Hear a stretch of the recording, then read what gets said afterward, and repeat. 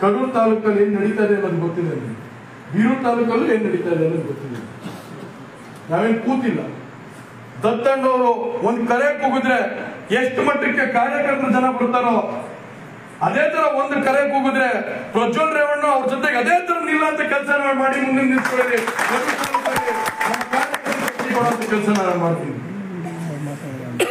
ಅಂದ್ರೆ ಕರೆ ಕೊಡುವಂತ ಜವಾಬ್ದಾರಿ, ಕರೆ ಕೊಡುವಂತ ಶಕ್ತಿ ಅದು ಏನೇ ಮಾತಾಡ್ಲಿ, ವ್ಯವಸ್ಥೆ ಏನೇ ಮಾತಾಡ್ಲಿ, ಅವತ್ತೊಂದು ದಿವಸ ನಾನು ಒಂದೇ ಒಂದು ಫೋನ್ ಕಾಲ್ ಬಂದಿದ ತಕ್ಷಣ ದತ್ತಣ್ಣ ಅವರಿಗೆ ಬೇಸರ ಆಗಿದೆ ಅಂತ ಹೇಳಿದ ತಕ್ಷಣ ಬಂದು ನಾನೇ ಖುದ್ದಾಗಿ ಭೇಟಿ ಮಾಡಿ ರೇವಣ್ಣ ಸಾಹೇಬ್ರನ್ನ ಇಲ್ಲೇ ಕರ್ಕೊಂಡ್ ಬಂದು ಇದೇ ವೇದಿಕೆಯಲ್ಲಿ ಕೂರಿಸಿ ದತ್ತಣ್ಣನ ಯಾರನ್ನು ಕೇಳಲಿಲ್ಲ, ನನ್ನ ದತ್ತಣ್ಣನ ಘೋಷಣೆ ಮಾಡುವಂತ ಕೆಲಸನ ಮಾಡ್ತೇವೆ.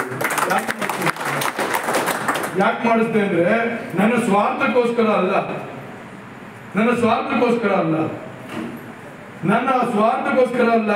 ಇಡೀ ಕಡೂರು ತಾಲೂಕಿನ ಏನಾದ್ರು ಕಾರ್ಯಕರ್ತರು ಉಳಿಬೇಕು, ಬೀರೂರು ತಾಲೂಕಲ್ಲಿ ಕಾರ್ಯಕರ್ತರು ಉಳಿಬೇಕು ಅಂದ್ರೆ ದತ್ತಣ್ಣ ಇಲ್ಲ ಅಂದ್ರೆ ಬೇರೆ ಯಾರಿಗೇ ಜವಾಬ್ದಾರಿ ಕೊಟ್ಟರು ನಮ್ಮ ತಾಲೂಕಲ್ಲಿ ಕಾರ್ಯಕರ್ತರು ಉಳಿಯಲ್ಲ ಅನ್ನೋ ಒಂದು ಭಾವನೆಗೋಸ್ಕರ ಅವರು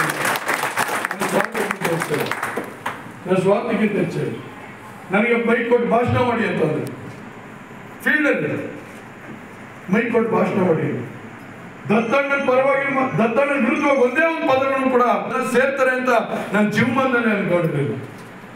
ನಾವೇನೋ ಒಂದು 10 ರಿಂದ 15,000 ಜನ ಸೇರ್ಬೋದು ಅನ್ನೋ ಒಂದು ಭಾವನೆ. ಆದ್ರೆ ಅವತ್ತು ಜನ ಸೇರಿ ನೋಡಿದಾಗ, ಜನ ಸಾಗರ ನೋಡಿದಾಗ ದತ್ತಣ್ಣ ಅವತ್ತೇ ಗೆದ್ದೋದ್ರು ಅನ್ನೋ ಒಂದು ತೀರ್ಮಾನಕ್ಕೆ ಎಲ್ಲರೂ ಬಂದು ಹೋಗುವಂತ ಕೆಲಸ.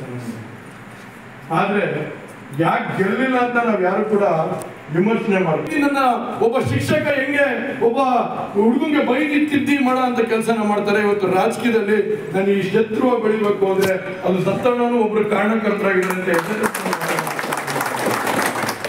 ನಾವು ಹೇಳ್ಬೋದು. ವಿನಾಯಕಣ್ಣ ಹೇಳಿದ್ರು, ಬಹಳಷ್ಟು ಜನ ಮಾತಾಡ್ಬೇಕಾದ್ರೆ ಮಹೇಶನನ್ನು ಮಾತಾಡ್ಬೇಕಾದ್ರೆ ನಾನು ನೋಡ್ತಿದ್ದೆ. ಅವತ್ತಿನ ವಾತಾವರಣ ನೋಡಿದಂತ ಸಂದರ್ಭದಲ್ಲಿ